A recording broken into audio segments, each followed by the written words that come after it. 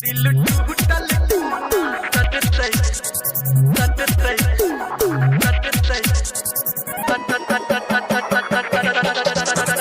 सटतै के जन्म भी कोई कंचन इब्राहिमपुर। अभी आप सुन रहे हैं धर्मेंद्र निर्मलिया को। दिल टूटल कोना सटतै गे जन फेविक्विक से। दिल टूटल कोना सटतै गे जन फेविक्विक से। गे दिल टूटल कोना सटतै गे जन फेविक्विक से। गे हम कोना तोरा भूलेबो गे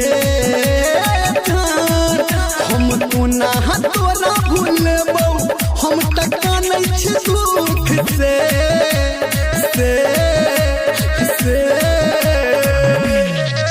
दिल टूटल कोना सटतै गे जन फेविक्विक से। दिल टूटल कोना सटतै गे जन फेविक्विक से।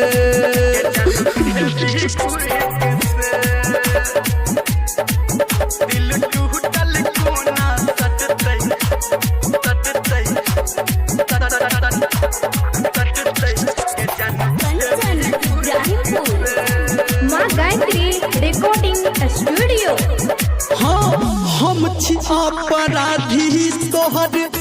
हम गेलो चुइक गे आ बीच सफर में हमर प्यार गेलै रुइक गे। बाजी न हाँ हम छी अपराधी तोहर। हम गेलो चुइक गे आ बीच सफर में हमर प्यार गेलै रुइक गे। हाँ रखल है प्यार में हमारा गे सुन जान। आ रखल है प्यार में हमारा दूर करके सुख से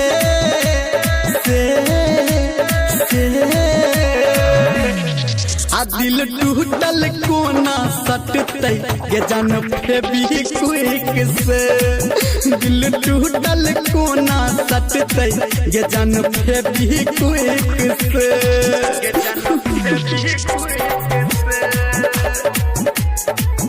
दिल टूटल कोना सटतै सटतै सटतै गे जन कंचन इब्राहिमपुर।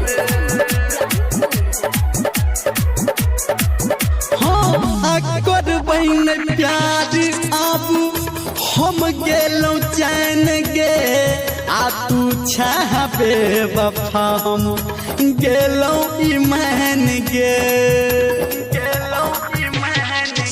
हाँ अकर बहन प्यार आबू हम गेलौ चैन गे। आ तू छबे वफा हम गेलौ ईमान गे। हाँ कहै छौ धर्मेंद्र गे कहू रूपम सनटू जान अपना मुख से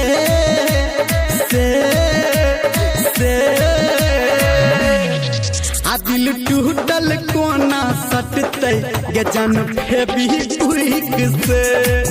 दिल टूटल कोना सटतै गे जन फेविक्विक से।